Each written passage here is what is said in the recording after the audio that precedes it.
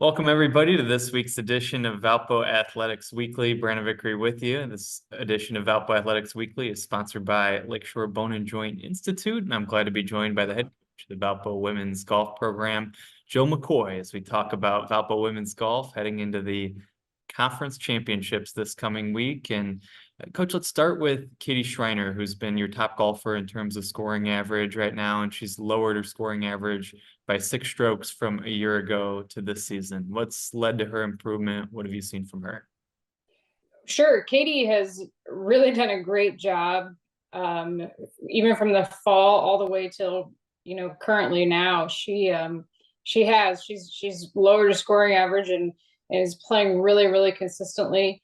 Talking to Katie a little bit, she kind of attributes it just to relaxing a little bit more, not focusing on the score so much, but kind of playing from within and enjoying, the sport that she loves and trying not to worry about what the outcome is going to be. So, that approach has really, really obviously helped her quite a bit.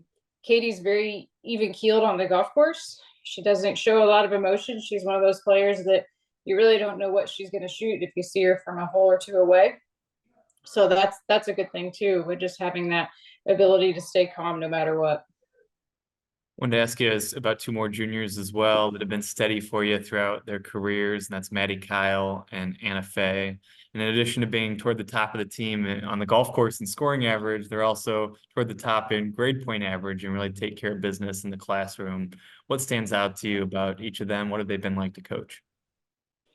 They've both been great. Maddie and Anna are both they're very quiet, very, very humble. Both are, like you said, very great students in the classroom. That the academics are important to both of them. But I think that goes both ways, just with their work ethic. They work hard no matter what they do. Both have struggled just a little bit here in the spring, and I attribute some of that to just being inside. It's really hard to kind of get going when you don't actually get to hit a ball off grass, until we start to travel. So they're doing a lot better now, and things are starting to pick up for them. But they're both very, very curious and always wanting to evaluate their swings and kind of what's going on and how can they improve. And they do the same thing in the classroom. They're always studying in the hotel rooms and worried about their grades and their exams coming up. So there's a lot of focus on and off the golf course for them. I talk to our baseball coach, Brian Schmack, all the time about coaching his son. He says it's the greatest honor of his coaching career to get the chance to do that. What's it been like to coach your daughter? And then what's it like to also have Taylor Skabinski in your program, who's someone you've known for a long time as well? Brian's right. It is a great honor. It's one of those things that as a parent, you always want to do. And it's been great.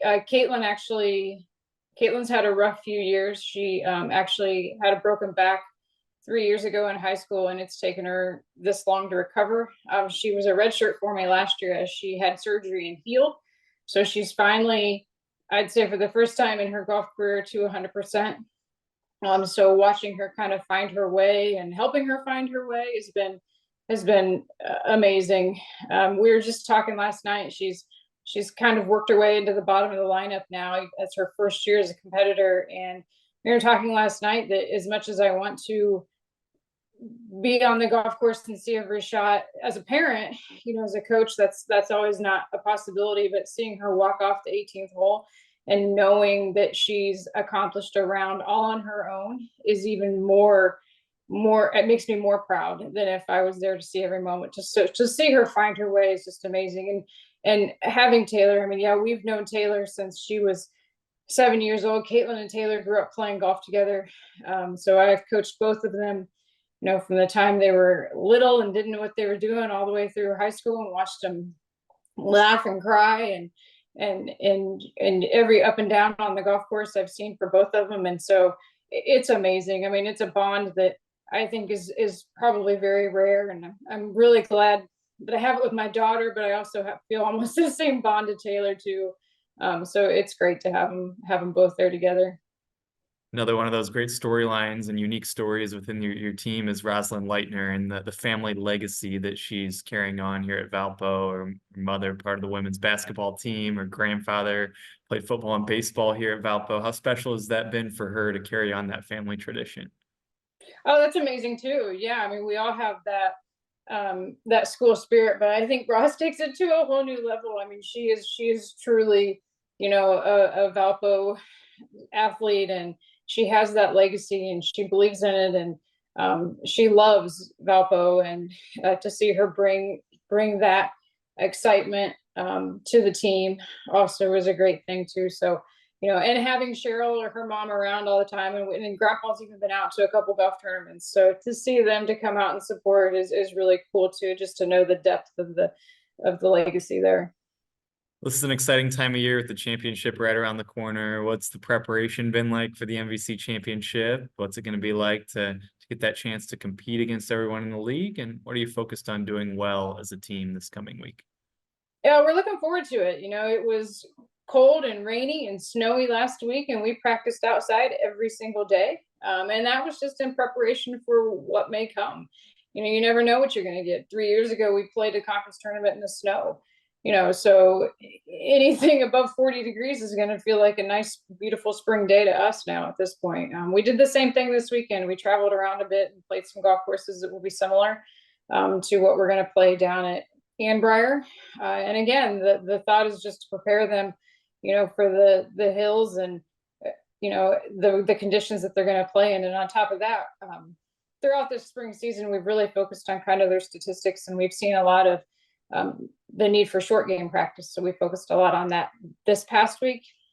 We saw some improvements over the weekend, and then this week we'll be focusing more on golf course management, ball strike, and keeping the ball in play, and just trying to keep the numbers as low as we can. I mean, we're kind of just on that cusp of starting to be able to be a little more competitive, and that's the idea. And so, I look to conference. We're all starting to play a little bit better. There was a lot more consistency this weekend than we'd had in the past few weeks, so I'm excited about that.